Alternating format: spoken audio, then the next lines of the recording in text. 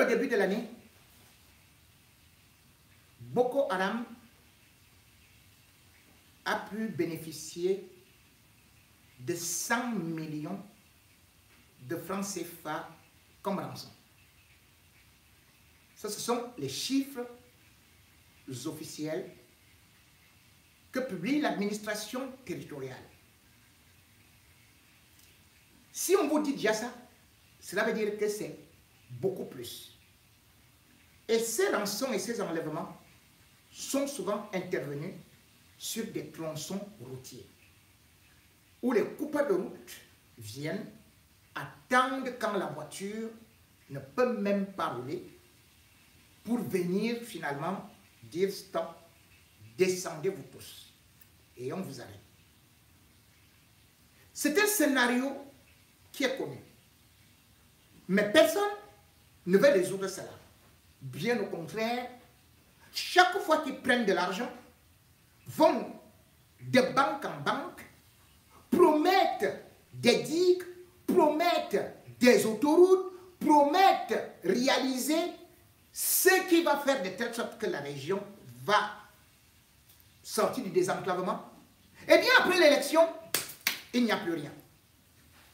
Maintenant, ils annoncent d'ailleurs que de nouveau, des banques acceptent offrir au Cameroun, prêter au Cameroun 174 milliards pour réaliser encore des kilomètres de route. N'oublions pas qu'en 2018, en 2011, on avait déjà annoncé les mêmes chiffres beaucoup plus élevés. Mais ceci n'a jamais été, comment est-ce que je peux dire, réalisé. En fait, l'argent est débloqué. Mais les travaux font toujours semblant de commencer au début pour attendre que l'élection présidentielle aille au milieu et qu'on élise Paul Biya. Et dès qu'on élit Paul Biya, allez, les enjeux déménagent. Mesdames et messieurs, pour comprendre l'enlèvement, le scénario, je vous montre d'abord la misère de l'extrême nord et je vais ensuite vous démontrer comment est-ce que ces gens font pour maintenir cette région dans cet état tout en devenant milliardaires. Mesdames et messieurs, les détourneurs de milliards, l'extrême nord, le gouvernement, la zone la plus enclavée, la plus appauvrie, la plus dangereuse également du pays, la région de Kavaye-Yégué-Djibril, le président de l'Assemblée nationale, qui continue à demander de voter Paul Biya. Voici donc la fille aînée du renouveau, du renouveau, qui est dans le marigot.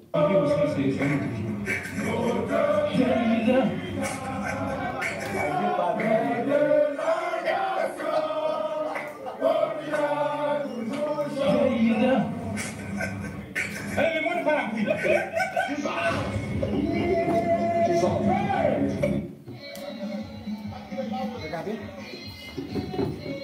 Voilà la tenue du RDPC. Ça, c'est la voiture de Kavaye-Yégué-Djibril, président de l'Assemblée nationale. Voici le route de chez lui. Vous voyez la photo de Paul Biya. Vous voyez?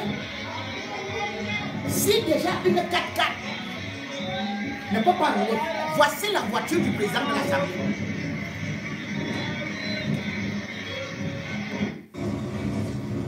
Voici la route où on enlève les enfants, les femmes et tous les marchandises. Regardez. J'ai quitté Poussiri depuis le 9. J'ai traversé Gamena depuis le 9, le 10, le 11, le 12, le 13. Le 13, j'ai quitté Poussiri. Aujourd'hui, nous sommes le 18. C'est ça la sortie de Dabanga.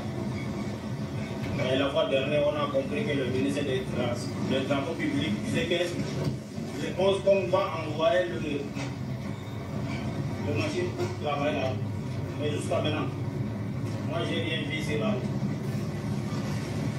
On a quitté, pas côté, on arrivé pas côté. On a fait 4 heures là-bas. Actuellement, maintenant, on a la sortie de la Banga. On a quitté Poussiri depuis le 13. Et tout ça, vous payez les péages, hein? Regardez. Les routes du Cameroun. C'est les Maoris à la société. Les gens de Vision 1000 collines. Ils vont filmer ça en haut. Ils vont dire, vous voyez comment le Cameroun est beau? Regardez l'Obir. L'Obir doit donc s'occuper des populations. Mais l'Obir s'occupe plutôt de sa voiture, la voiture du Bir. C'est-à-dire, ils vont en intervention. Vous voyez la voiture du Bir qui est dans la boue. Si la voiture du Bir ne peut donc pas aller dans une intervention, regardez, un pays, nous sommes au 21e siècle.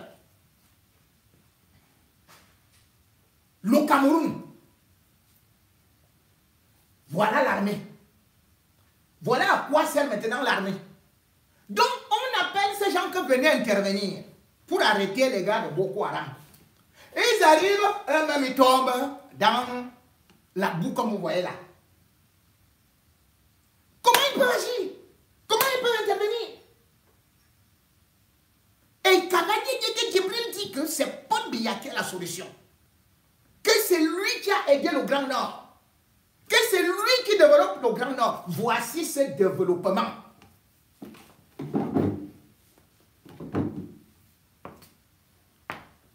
C'est quoi ça? L'extrême Nord, nous avons des problèmes. Oui, vas-y, maman. L'extrême Nord est la fille aînée du chef de l'État. Nous sommes toujours derrière lui. L'extrême Nord vote Paul Biya à 100%. Mais néanmoins, nous avons beaucoup de problèmes. Pas de route. Nous avons encore la digue route qu'il a promis, elle n'est pas encore réalisée. Nous avons énuméré les concours. L'extrême Nord est très peuplé et beaucoup d'intellectuels. Mais quand les concours arrivent, on prend un seul ou une. Tous les septentrions, nous sommes écartés. Mais quand c'est pour voter, on dit l'extrême Nord a mené les voix. L'extrême Nord, c'est donc uniquement cet enfer que vous avez vu. C'est du désert, c'est là. Parce que c'est en même temps les contradictions. C'est-à-dire que quand il fait chaud, c'est le vrai désert. Et quand les pluies arrivent, c'est les inondations. Pas moyen de vivre. L'eau, c'est la vie. Comment se peut-il que dans une région qui vous vote à 99%, que ce régime soit incapable d'installer même des forages? Je vous amène à travers ce reportage dans un village de l'extrême nord où pour avoir de l'eau, il faut gratter le sol. C'est le véritable enfer. Et pourtant on dit que oh, ici vote Paul Biya à 100%. Et dans ces zones abandonnées, Boko Haram arrive encore, prend le bétail, fait même des enlèvements, demande aussi des rançons dont on ne vous parle jamais. Parce que eux, ils ne sont pas les vrais Camerounais, les grands Camerounais. Ils ne sont que du bétail électoral. Ce reportage montre justement comment est-ce que le régime Biya est inhumain. Et c'est pour cela d'ailleurs qu'ils ne réagissent pas quand il s'agit des pauvres.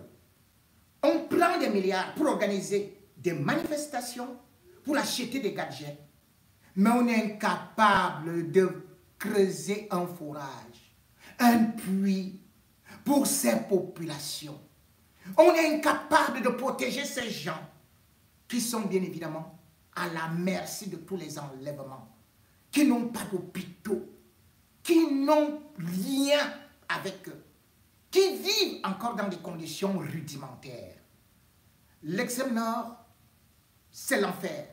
Et on continue à maintenir un seul vieillard avec des bandits qui sont là uniquement pour bourrer les urnes, Kavaye Yege Djibril, et qui ne partent même jamais ici, là, en enfer, où pour y aller, il faut avoir le cardio. Mesdames et messieurs, je vous laisse découvrir cette autre partie avant de revenir maintenant donc, avant de vous plonger dans ce qu'on appelle la mafia des enlèvements, des rançons, des prises d'otages. L'extrême nord, comme on ne vous le montre pas, une autre partie de notre enfer. Dans un décor de désert, le lit d'un maillot a séché.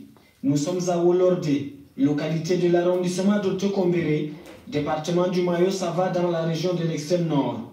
Ici, l'eau est une denrée rare. Pour se procurer quelques gouttes, la population est contrainte de creuser dans les lits des maillots. Seulement, la quête de l'eau fait régulièrement des victimes au sein des familles. C'est le cas d'Abashi. Dans la douleur, il porte encore le deuil. Ce dernier vient de perdre 4 de ses enfants. Ces derniers sont morts écrasés par ce bloc de terre alors qu'ils cherchaient de l'eau en compagnie de leur maman. Mes enfants et moi sommes allés au Marigot chercher de l'eau. Il faisait tellement chaud ce jour. Mes 4 enfants sont allés s'abriter à l'ombre. Soudain, un bloc de terre est tombé sur eux. J'ai perdu 4 enfants.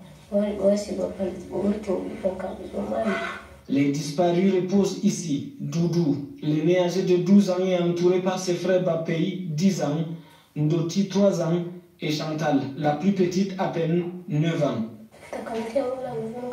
Nous parcourons des kilomètres à pied pour aller puiser de l'eau. Nous souffrons tellement. Mes 4 enfants sont morts parce qu'ils cherchaient de l'eau. Si on avait de l'eau, mes enfants ne Se procurer de l'eau est un calvaire. On part jusqu'à Doba pour chercher l'eau. Ça fait au moins 100 quelques kilomètres pour aller à Doba pour chercher l'eau. Si quelqu'un y a eu son moto, il peut apporter. S'il y a le vélo, il peut apporter. S'il n'y a pas le vélo, vraiment, on souffre seulement comme ça. Des projets de construction de points d'eau sont tombés à l'eau. Les promesses des élus locaux ont tari, assoiffés, la population crie à l'abandon. Dans le village, il y a beaucoup d'hommes et des enfants. Ça fait au moins 500 personnes. Il n'y a pas de forage chez nous. On dit qu'on apporte demain. On voit seulement la voiture passe. Elle nous laisse ici. Meurtrie, la maman éplorée ne quitte pas des yeux l'unique enfant qui lui reste. Avec tendresse, elle témoigne toute son affection à ce dernier. Les réserves d'eau sont épuisées. Pas une seule goutte pour étancher la soif des enfants ce matin. Dans la cour de la maison, des seaux et des bidons vides attendent d'être remplis. Pour l'instant, seul le retour des pluies viendra mettre un terme à la souffrance de ces derniers. Mais il faut encore attendre plusieurs mois, car ici, la saison sèche dure entre 8 et 9 mois là. Longue, pénible, mais aussi à la recherche de l'eau, on est parfois obligé d'aller même dans des lacs très lointains. Le lac Éparse, du lac Tchad. Et c'est alors là où on tombe parfois dans l'embouteillage ou alors on tombe pratiquement dans le piège des enlèvements. Enlèvement, prise d'otages, c'est un marché qui marche beaucoup, justement à l'extrême nord.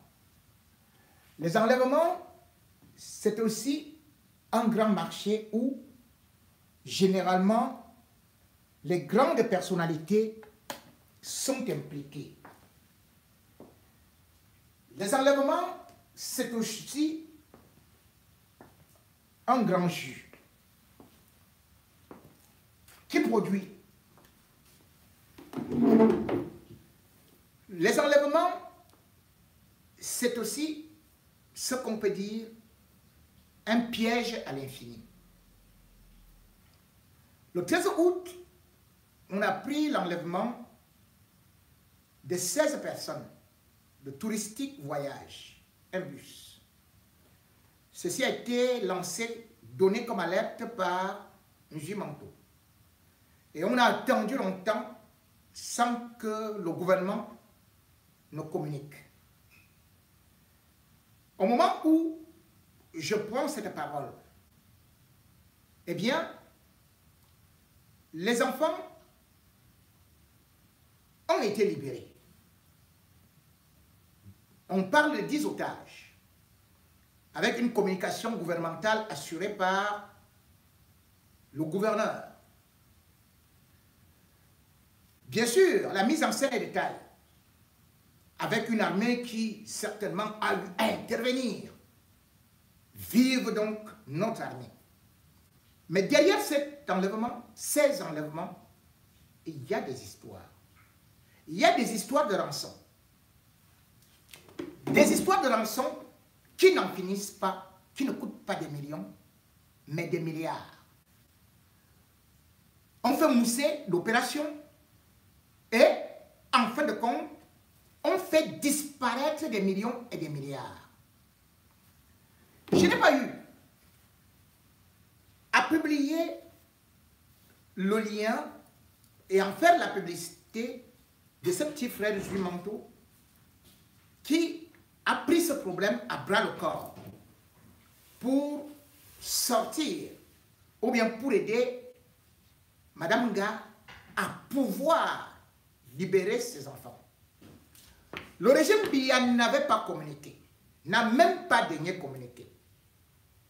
Et la maman se battait comme une lionne abandonnée à elle-même, courant à gauche, venant à droite. La maman, bien évidemment, a dû lancer un appel à la générosité. Non seulement la diaspora a pris cela à bras le corps, mais Issa Chiroma, candidat à l'élection présidentielle, a aussi dû mettre 500 000 francs à la cagnotte. Le lanceur d'alerte a donc pris lieu et place du porte-parole du gouvernement pour pouvoir communiquer et pour pouvoir mobiliser des Camerounais. Mesdames et messieurs, je vous replonge d'abord dans cet appel de Zuimanto et bien sûr, nous irons dans ce gros marché de trafic d'otages, des milliards qui sortent parce que tout au moins lui, selon les versions qui avaient été données par la maman, les otages revendiquaient au départ 50 millions. Ils avaient libéré le chauffeur et d'autres dans des conditions dont on ignore. Et curieusement, les enfants avaient été maintenus et on nous annonçait d'ailleurs que parmi ces enfants, un aurait été exécuté, ce qui n'est pas encore vérifié. Puis, le preneur d'otage avait demandé 5 millions de francs. De 50 millions, on est tombé à 5 millions de francs. Et lorsque les 5 millions de francs ont été cotisés au-delà même de la somme exigée, ceci avait été transféré à la maman qui était désarticulée, déboussolée. Mais le preneur d'otage ne répondait plus, n'appelait plus. Film en série, nous voyons d'abord, avant de vous donner les vraies versions, et non les versions que le régime Biya va vous pondre avant l'élection présidentielle pour dire « Hurrah, bravo, ils ont réussi, ils sont forts, ils écoutent le peuple », alors que c'est un programme et un plan, un complot bien organisé que je vais vous expliquer après ces éléments. On y va. Zuimanto. Un bus de l'agence touristique Express parti de Kousséry avec plusieurs passagers à bord a été intercepté au niveau de Zigazé par des individus se présentant comme membres des terroristes de Boko Haram. Tous les passagers ont été kidnappés et des rançons exigées. Le lendemain, le chauffeur et la plupart des passagers ont été libérés après avoir payé des rançons. Depuis lors, les terroristes retiennent en captivité 5 enfants qui s'apprêtaient à rejoindre la capitale du Cameroun, Yaoundé, afin de préparer la rentrée scolaire qui va se passer dans quelques jours. L'information a été diffusée hier sur mes différentes plateformes et jusqu'ici, aucune réaction de la part des autorités ou même des personnes qui quotidiennement me jettent la pierre lorsque je dénonce les dérives, les injustices de certaines personnalités publiques au Cameroun bien connues. S'il s'agissait d'une affaire concernant une personnalité publique au Cameroun, une personnalité ayant des moyens financiers, les adeptes les suiveurs, les personnes originaires de la communauté du concerné, les réseaux sociaux, les médias, les journalistes, se seraient massivement manifestés en soutien à ce dernier.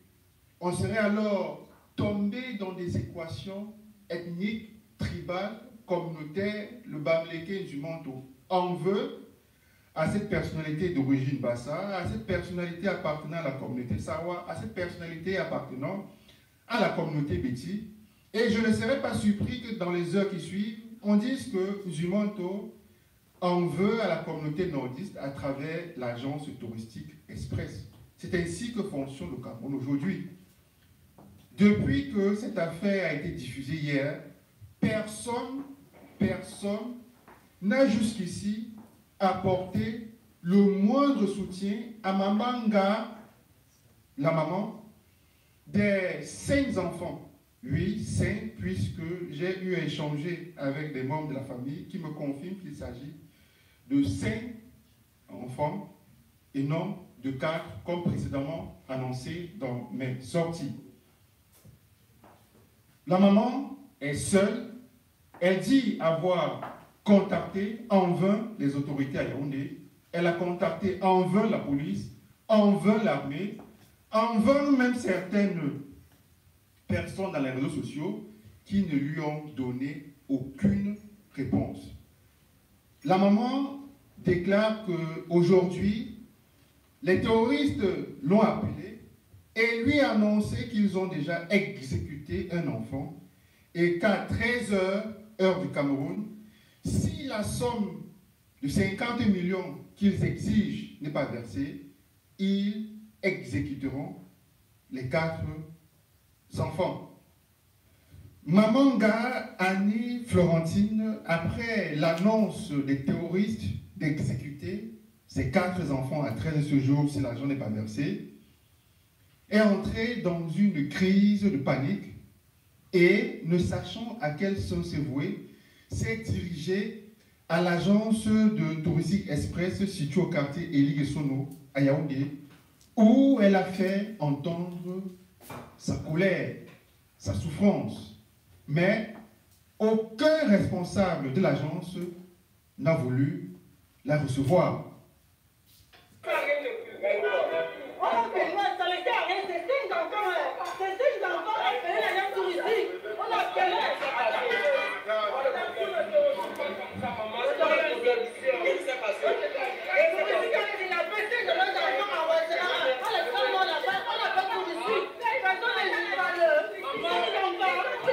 Voilà une maman qui se bat seule, par terre.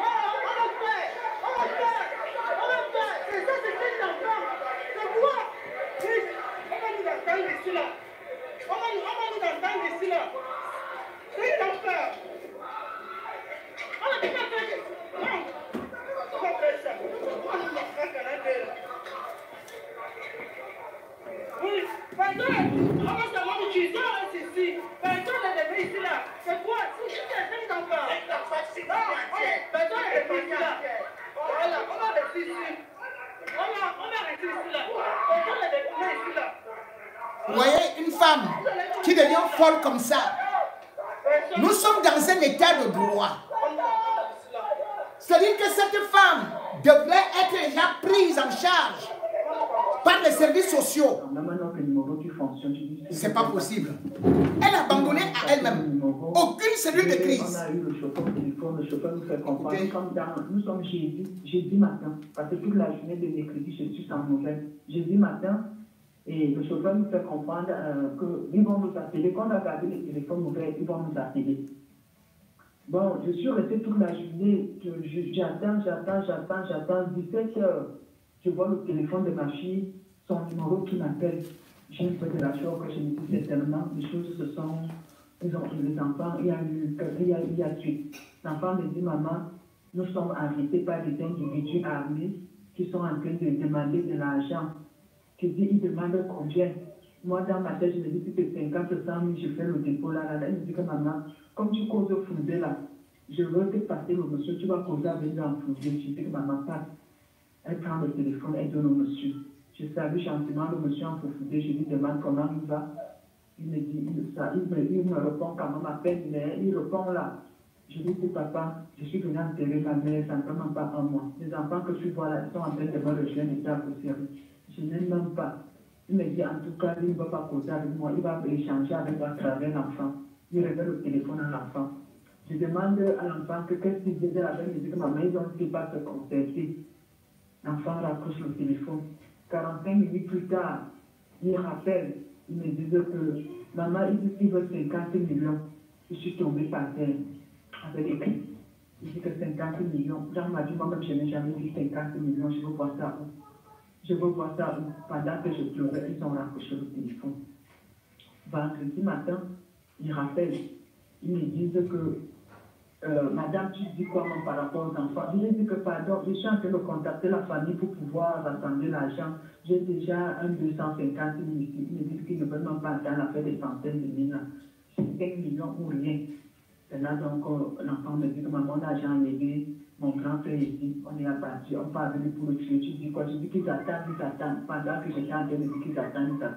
L'enfant me dit que maman, l'argent me débarque sur la tête. Je commence à pleurer. Je reste encore dans la journée, je suis dépassée.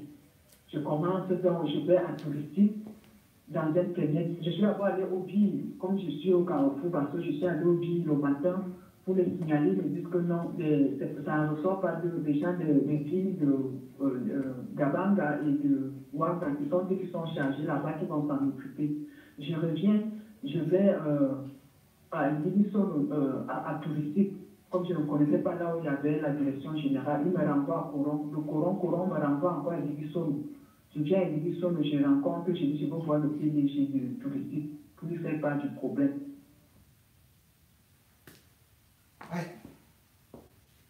Vous voyez que toutes ces choses, elle le fait seule. 5 enfants enlevés. C'est-à-dire, elle peut se suicider. Vous n'avez pas vu une cellule psychologique s'occuper d'elle. Ni l'agence touristique voyage, ni le BIR, ni rien. Les affaires sociales, le ministère de la femme et de la famille. Rien. Atangandji, ministre de l'administration territoriale. Rien. Le gouvernement. Rien. Ngongo, rien. Chantal Biya, rien. Une maman est en train de se balader en caleçon. Parce que ces enfants sont pris en otage. Et on dit que non, l'État, ils sont en train de peut-être agir. De aucun petit. Lorsqu'une telle situation arrive, la première des choses, c'est que le procureur de la République doit communiquer. Et puis, le porte-parole du gouvernement, même si on ne demande pas qu'on détaille ce qu'on doit faire, mais comment se peut-il que ce soit quelqu'un des réseaux sociaux, un activiste qui commence à faire des collectes, qui prenne des initiatives, que ce soit une femme aux abois qui court à gauche et à droite, sans qu'elle ne soit encadrée. Les missions régaliennes de l'État, c'est d'abord la protection des personnes, la sécurité des personnes et des biens. L'État a failli. Et au lieu que l'État assure, l'État l'abandonne et chacun est en train de négocier combien de milliards est-ce qu'il faut sortir des caisses pour justifier cet enlèvement. Et d'ailleurs, lorsque Nzumanto, lui, il organise la quête, ils sont très fâchés. C'est pour ça qu'ils ont été obligés de vite agir pour qu'ils ne perdent pas leur gombo. Mesdames et messieurs, nous avons un état de malfaiteurs, un état de magouilleurs, un état de preneurs d'otages. Ils sont complices, mais aussi, ils se nourrissent de cette tristesse et de cette détresse des populations. Cette détresse qui va du lac Tchad à partout où Boko Haram agit avec nos autorités, en complicité avec nos autorités, demande même l'impôt devant nos autorités. Et puis, voilà une femme qui communique avec les terroristes. Dans quel pays ça? On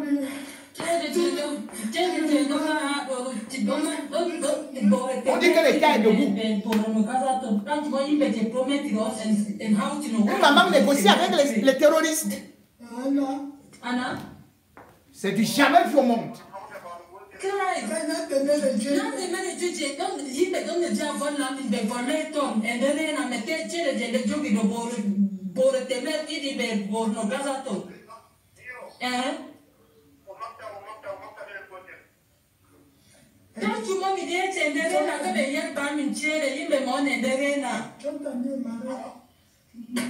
Allô?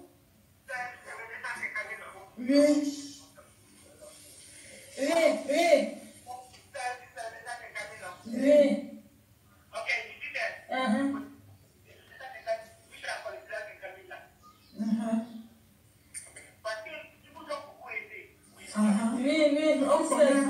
On reconnaît ça. On reconnaît. Non, c'est pas ça. On reconnaît qu'ils nous ont beaucoup aidés. Papa, on cherche, ce n'est pas qu'on a... Voilà pour nous qu'on a tout réuni, qu'on dit qu'on a ici. Mais le reste, là, ce sont des gens qui nous promettent, ils n'ont pas encore envoyé. Est-ce qu'on peut laisser nos enfants? On ne peut pas laisser les enfants comme ça. Si ce qu'on avait depuis que les enfants sont là-bas, c'est qu'on a déjà envoyé. Pardon. Oui. Non, pardon. Non. On a fait les choses. Est-ce qu'on a l'argent ici sur place? Laissez le temps, Oh, papa, on a été les chercher. Hein? Oui. Oui, on a été les chercher les 250 000 pour confiter. Alors, pardon. Laissez-nous un peu le temps, pardon. Ils ont dit?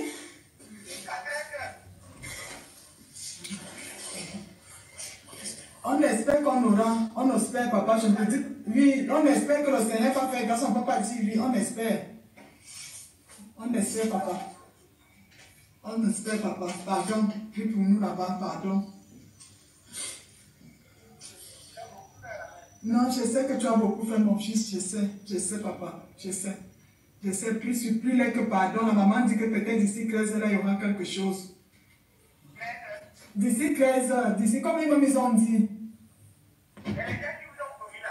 C'est ça que je dis que je suis encore. Il y a deux numéros qui ne passent pas. Il y a d'autres personnes qui ont dit là qui sont en train de se battre pour aussi rassembler, me faire les dépôts. Pardon. Pardon, patientez. Patientez un peu. Patientez, s'il vous plaît. Patientez, papa. Patientez. On espère, on attend, papa, on attend. Je peux essayer de dire que lui, que ça n'arrive pas, mais ça, ils vont se fâcher. On est en train d'attendre. Non, dès que ça vient, je vous fais signe. Je vous fais signe, pardon. Dès que c'est complet. Dès qu'il se complète, là, maman, c'est ça. Oui. Alors, oui. Je dis que, hein. C'est jamais vu au monde. Moi, je vous fais signe, mais si ça jamais vu au monde. Et vous dites que ça, c'est un pays qui vous protège. On va relever les gens, même chez eux, bientôt. D'accord, je ne pleure plus alors. Je ne pleure plus, pardon, parlez-le. Merci. D'accord. D'accord. Inga, bonsoir. Bonsoir. C'est elle qui passe sur les J'ai pas chaînes. envie de vous demander comment vous allez. Aucun ministre, Ça se rien, voit. personne.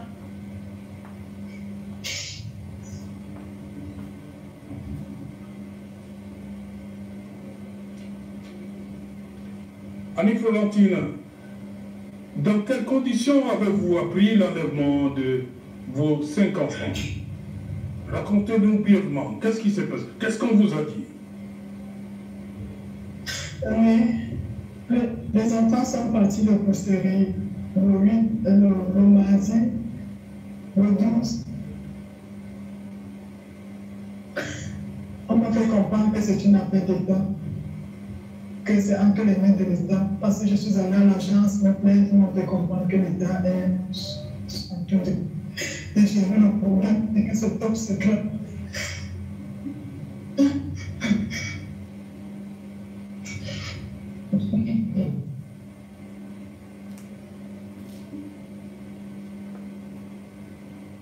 Annie Florentine, est-ce que vous avez discuté avec les ravisseurs? Qu'est-ce qu'ils vous disent concrètement? Les ravisseurs, ils me disent qu'ils réclament, ils ont d'abord commencé par réclamer 50 millions. Après, quand ils sont descendus à 5 millions, c'est là que ma fille me fait comprendre ils ont tué le premier fils devant la tête, ils ont jeté le corps. Et là, ils ont commencé à demander 5 millions. Et chaque jour, j'ai l'impression des coups de chien qui me font passer à travers les enfants en les menaçant que je dois envoyer de l'argent. Oui, Annie Florentine, dites-moi. Et aujourd'hui, qu'est-ce qui s'est passé? Est-ce que vous avez discuté avec eux aujourd'hui? Pardon.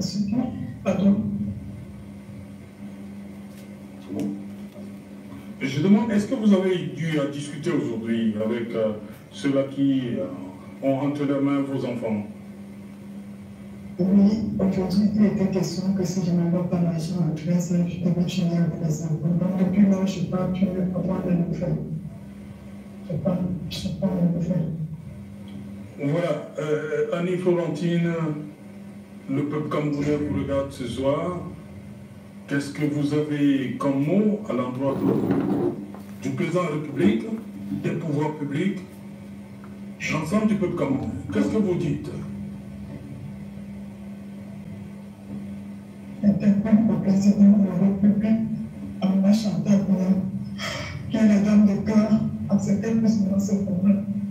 J'interpelle aussi les pouvoirs publics, les pouvoirs en place, à pouvoir faire leur travail, ceux qui sont chargés de l'enfant, afin que ces enfants ne rejettent tous devant.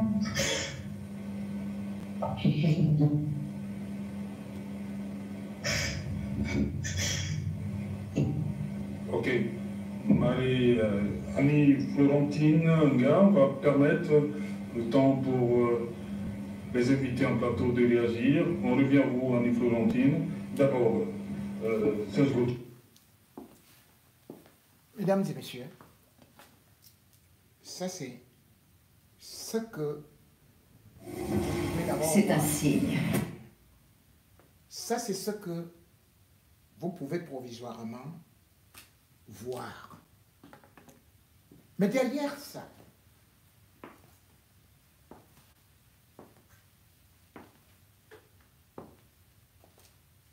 cette femme a été abandonnée à elle-même.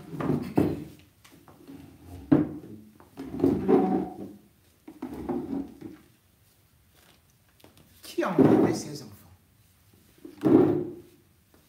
Et pourquoi le gouvernement n'a pas communiqué? Subitement, on vous annonce la libération des 10 enfants. On avait annoncé 5, ils sont 10, tous sortent les autres. C'est le gouverneur qui annonce cela. problème. Comment ont-ils été libérés? Si l'armée intervient, cela veut dire qu'il y a échange de tirs. Personne n'est blessé. Aucun preneur d'otage n'a été arrêté. Mon vieux, on se met à danser. Vive Paul Biya, vive le régime, vive ceci et cela.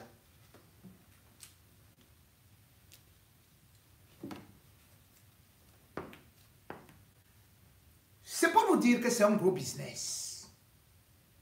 Cette histoire que vous voyez là.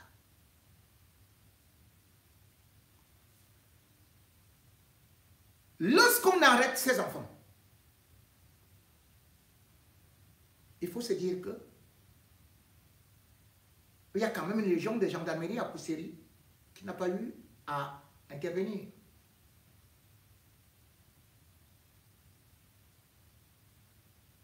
À Salak, là-bas également, il y a l'Obi qui n'a pas eu à intervenir.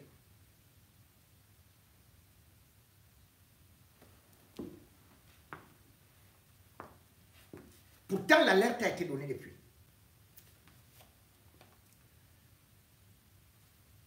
Dans les mêmes zones, comme je disais, pour faire la pêche dans des îles éparses du lac Tchad, officiellement, on paye 10 000 naira aux terroristes de Boko Haram. L'armée ne les arrête pas. 10 000 naira par pirogue. Les populations de là-bas payent une prime, une dîme, comme c'était à l'église. Vous ne payez pas. On vous expulse du village, on vous arrête, ou bien on prend tout votre bétail, ou on exécute votre enfant. Ça se passe sur le territoire camerounais. Nous avons le pire. Vous vous rendez compte qu'avec les instruments qu'on a, on peut repérer. Maurice Kamtoua, on peut encore repérer je ne sais qui, n'importe où, ou Albert Zonga. Ah oui, on les repère sur un simple coup de fil. Mais là, on n'a pas repéré quelqu'un. En fait, ce business commence à la présidence de la République avec Ngongo. Lobby Cavaillé Yegi Djibril. Et ça produit des milliards. C'est pour ça que la somme collectée par l'activiste, ou plutôt le lanceur d'alerte, ne pouvait pas. C'était une mauvaise opération pour eux. Parce qu'il faut faire sortir des milliards. Et ces milliards, généralement, c'est pour des preneurs d'otages étrangers.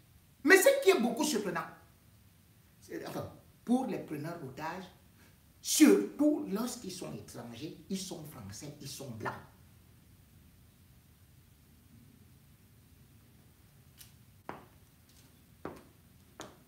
La prise d'otages où il y a eu des enfants était une erreur.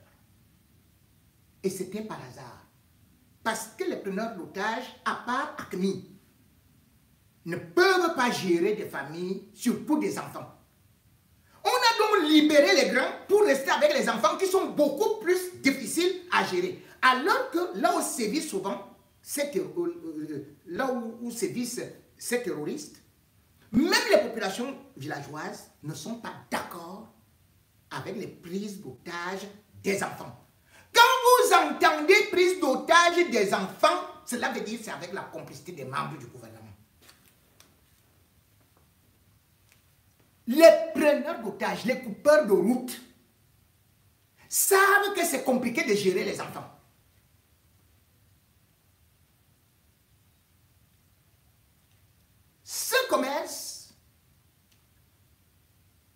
Et ce business a eu à fleurir en février 2013. Vous vous souvenez? Il y a l'affaire Moulin-Fournier. C'est un Français qui était vers le parc de Ouaza avec sa famille. Et là-bas, ils sont enlevés par des coupeurs de route, pas par Boko Haram. Lorsqu'ils sont enlevés le 19 février par les coupeurs de route, les coupeurs de route ne savent quoi faire avec eux, ils demandent juste une petite ration comme ça. Mais non, après, Boko Haram intervient.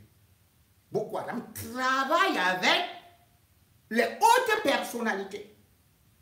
Et je vais vous citer et démontrer comment le réseau fonctionne. Ils revendent donc la famille Moulin-Fournier à Boko Haram, qui va les garder et qui va entrer en contact avec une personnalité qu'on appelle Amadou Ali, vice-premier ministre de la République.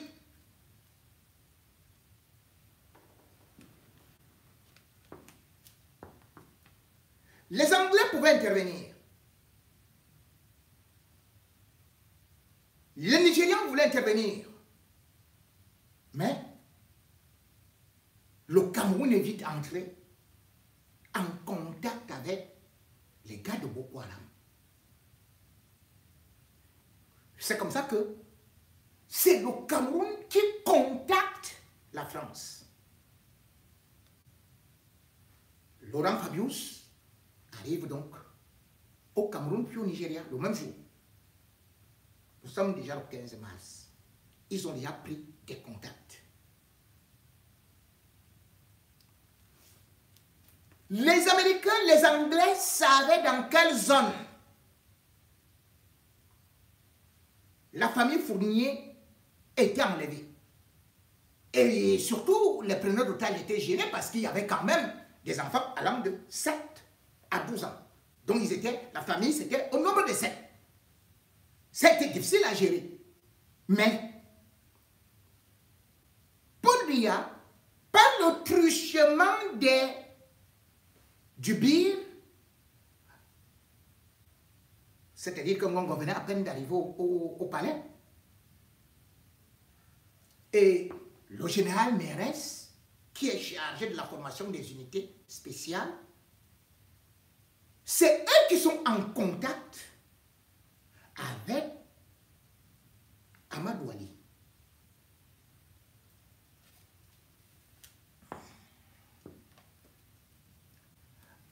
Amadou Ali va contacter un autre preneur d'otages, homme d'affaires. C'est le Lawan Hassan. Donc dans tous les enlèvements, il est multimilliardaire. Le régime le connaît. Il travaille avec le régime. Il travaille avec Mbongo, il travaille avec le BIR. Avec un autre certain Abdallah, lui aussi milliardaire. Rien que par l'enlèvement des otages, la prise des otages et les rançons.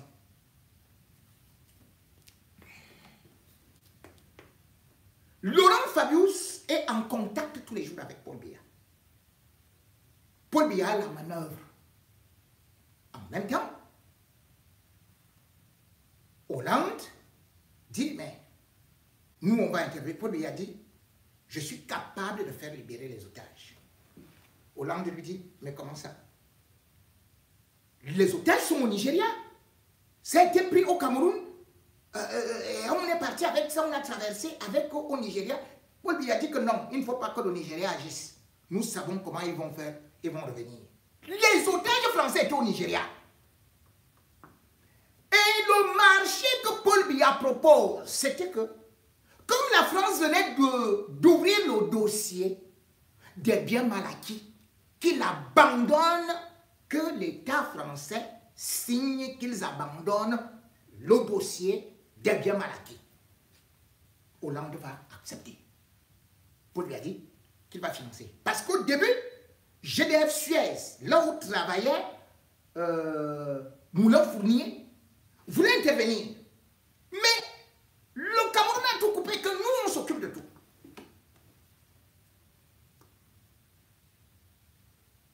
Et combien ils ont sorti?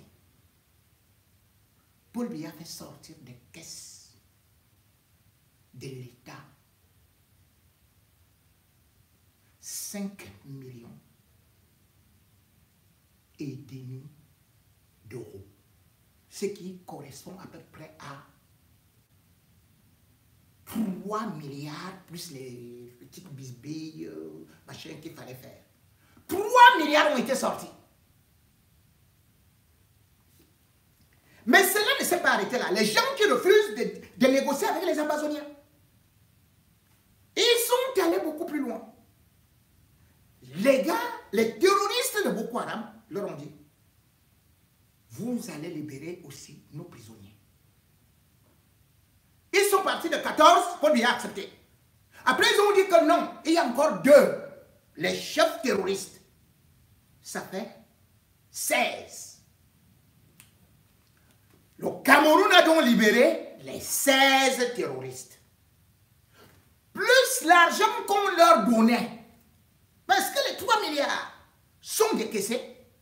Mais à peine 1 milliard arrive aux terroristes.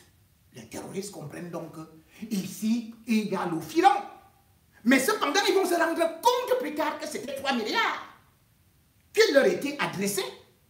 Mais que Abdallah avait jonglé une part avec les Amadou Ali et consorts et le Lawan Hassan. Très bien. Vous comprenez donc que si Boko Haram, contrairement au Nigeria, au Tchad, qui ont dit qu'il ne faut pas financer Boko Haram, qu'il ne faut pas leur donner de l'argent, c'est le Cameroun qui a offert des milliards et de l'argent à Boko Haram pour avoir des armes. Et dès qu'ils enlèvent, ils entrent dans les négociations. Ce sont les membres du gouvernement qui entrent directement dans les négociations pour la libération. Voilà comment ça se passe. Nous sommes la même année 2013. Qu'est-ce qui va se passer? Le 13 novembre 2013, c'est un autre prêtre français qui est enlevé. Georges. Il a un nom un peu compliqué là. Je préfère vous dire Père Georges. Il est encore enlevé à l'extrême nord. Et qu'est-ce qui se passe aujourd'hui? Je vous fais comprendre que les otages Moulin Fournier ont été libérés en avril 2013. Paul Biya les a accueillis à Etoudi. Paul Biya parlait tous les jours. Le gouvernement communiquait tous les jours pour les Français.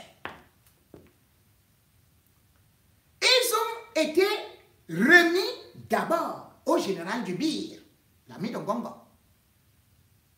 Ce n'est pas Erasmus, hein? C'est celui qui forme les unités spéciales. On n'entend pas beaucoup parler de lui, c'est le général Thérèse. Donc, c'est lui qui reçoit les otages. On ne sait pas dans quelles conditions il les reçoit.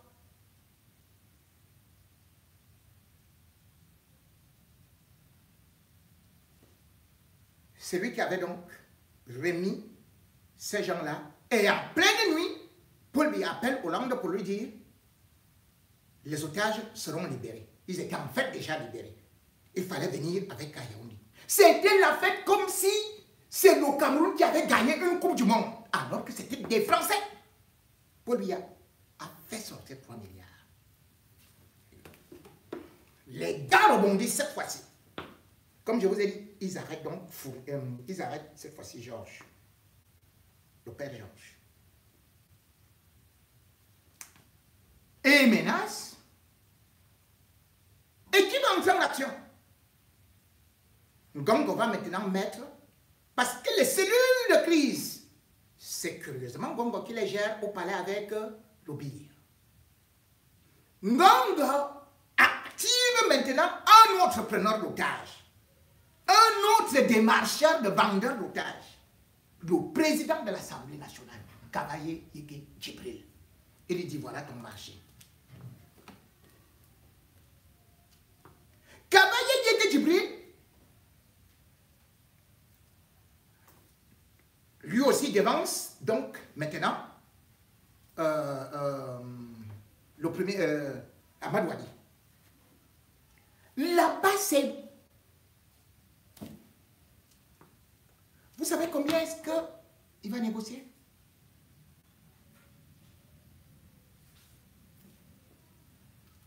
Il va mettre son réseau. Parce qu'il est d'abord le lamido de Mada. Donc les lamidos sont dans les affaires. Et bien évidemment, dans toutes ces complicités, chacun doit prélever. Il active son affaire. Vous savez combien il va demander? 8 milliards que Biya va débloquer. Et les gars seront de 1 pour une seule personne. En français. On va remettre au bir, au même bir. Père Georges, le 30 décembre 2013. Mais entre-temps, il y a eu des problèmes. Pourquoi? Parce que Abdallah, on apprend que Boko Haram a lancé une fatwa contre lui. Pourquoi? Parce que Abdallah, avec les cavaliers, avec les Amadou Ali, avait détourné de l'argent et qu'il n'avait pas payé la totalité de la rançon. Donc maintenant, pour le deuxième otage, il fallait donc non seulement payer les dettes qu'on devait, mais surtout, encore, Boko Haram disait que si vous ne payez pas, nous, on n'est plus dedans. Et on va demander, Boko Haram va exiger, non seulement parce qu'ils vont négocier avec, je crois que le député du Mayo Saba, qu'on appelle Abamala, et qui va exiger que non seulement on doit libérer les mêmes terroristes, mais surtout, il ira beaucoup plus loin pour dire que ce n'est pas là où ça va s'arrêter. Nous avons oublié dans les négociations. Il faut libérer surtout Djida Oumar. Mesdames et messieurs, vous vous rendez compte? Ngongo a validé. Le général israélien Mayer Eres a validé. Et, bien sûr, on va libérer Djida. Djida est qui? Djida Oumar. C'est-à-dire que son nom s'écrit Oumar. U-M-A-R. Voilà les hommes de Kavaye Yeke Djibril. Djida Oumar avait été arrêté à Marwa. Et il était dans la prison de Marwa. Il avait été arrêté avec l'arsenal des armes venant de la Libye et de partout. Des stocks et des stocks d'armes. Donc un grand terroriste. L'État du Cameroun l'a libéré. Et en plus, on a versé 8 milliards. C'est-à-dire que Boko Haram, quand vous voyez maintenant qu'ils attaquent avec les drones armés, c'est l'argent du Cameroun. Sur les 8 milliards, il fallait que Kavaye Yeke Djibril et ses hommes aussi prennent 40%. 40% des 8 milliards. C'est pas moi qui le dis.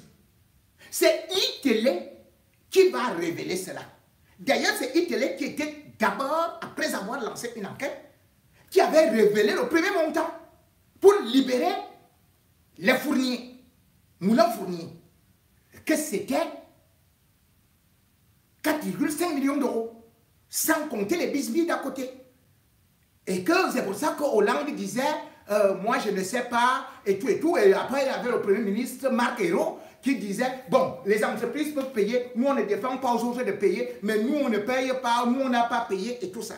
C'est là où les gars de la DGRE ont dit, mais on ne peut pas libérer les otages si on ne paye pas. Et il y a deux façons de libérer les otages. Soit vous allez en guerre,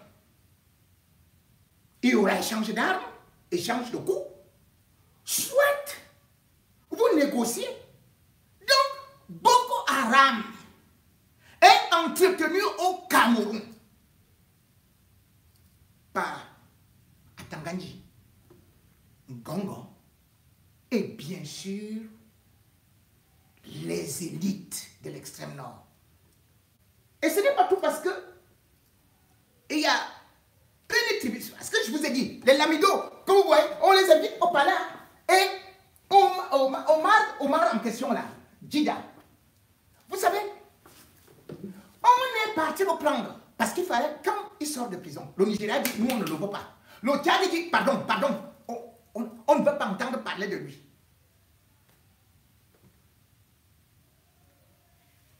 Le gouvernement a envoyé un vol spécial Cameroun pour aller le chercher à Maroua et venir avec lui à Yaoundé. On ne sait pas là où il est parti. Jusqu'aujourd'hui, puisqu'il n'est pas dans une prison, on ne sait pas là où il est parti. Comment il agit. Et les armes ne font donc qu'entrer avec l'argent donné par le Cameroun, sorti des caisses de l'État du Cameroun. Soi-disant, nous ne voulons pas négocier avec les Ambazoniens, mais nous négocions et donnons des milliards à Boko Haram. Voilà donc le problème de cet État voyou. Vous avez Internet qui vous dit que Moulinex, avec tout ce qu'on a comme agent de l'enseignement, ils n'ont pas pu ça. On a vu Abdallah, on a vu, ce n'est pas seulement Abdallah, on a même vu Djida et consorts. Ils étaient dans la maison de Kavaye Yege Djibril. Ils ont fêté la bonne année 2014 chez le président de l'Assemblée nationale. Et vous dites que vous cherchez les gens de Boko Haram? Mais c'est les Kavaye Yege Djibril qui sont les Boko Haram. C'est eux. C'est eux qui sont les Boko Haram. Donc quand vous voyez ça, ils font ça, ils disent que, oh, ils attendent, oh, les gens commencent à pleurer. Hey, on a pris les enfants, on a fait ceci et cela. Voilà Abdallah qui est devenu très riche. Voilà Abamana qui est devenu très riche. Eux tous sont des milliardaires. Kavaye Yege Djibril. Voilà Lawan Hassan qui est devenu très riche. Et d'ailleurs, le père, Giorgio Vandenberg, quelque chose, c'est comme ça qu'on l'appelait, lui-même a témoigné que l'État du Cameroun a donné de l'argent. Vous ne pouvez pas investir sur des routes. Vous ne pouvez pas investir pour le bien-être des populations.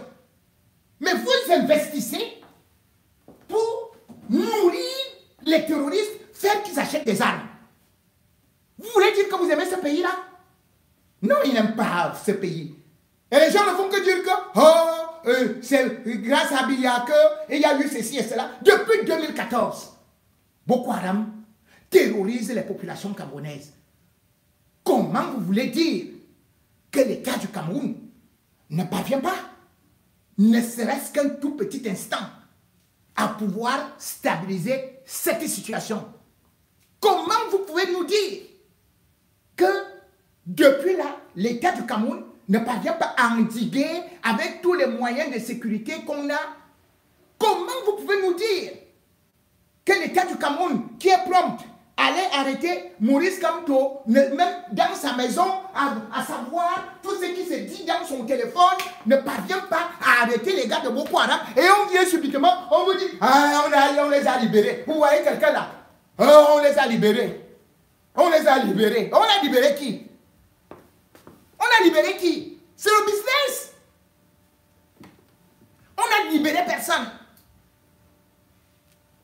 Qu'on nous dise les conditions dans lesquelles ils sont libérés. Dès qu'on parle seulement comme on a libéré, on a libéré. On a libéré et puis les gens se mettent à applaudir et tout et tout. Le lendemain, on recommence la même chose.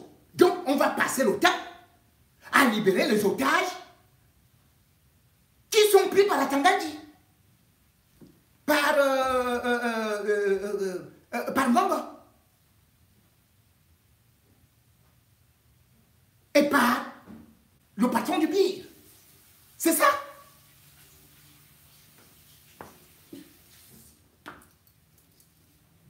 Quel est ce pays-là?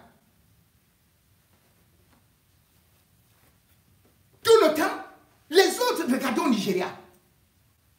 Au Nigeria, vous allez entendre que on a abattu 100 Boko Haram, 30 Boko Haram, 40. Chez nous, vous avez déjà vu les Boko Haram qu'on a là. C'est où ça? Après qu'on est parti chercher des femmes innocentes avec des bébés au dos, on a tiré sur des femmes que c'était des complices de Boko Haram. Les vrais Boko Haram, vous entendez qu'ils attaquent les camps de l'armée camerounaise, viennent brûler les véhicules. Aucun n'est tué. Mais ce sont les éléments de notre armée qui sont plutôt tués. Mais ça, c'est des criminels. Ces gens-là, les cavaliers, c'est des bandits. Ils doivent être traduits devant le tribunal militaire à la cour martiale. Les Ngomba.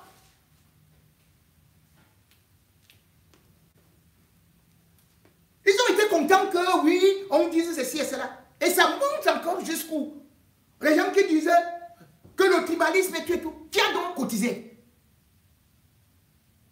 Une femme a le nom, quoi? Elle a le nom petit. Mais qui a cotisé? Ce n'était pas les bannis.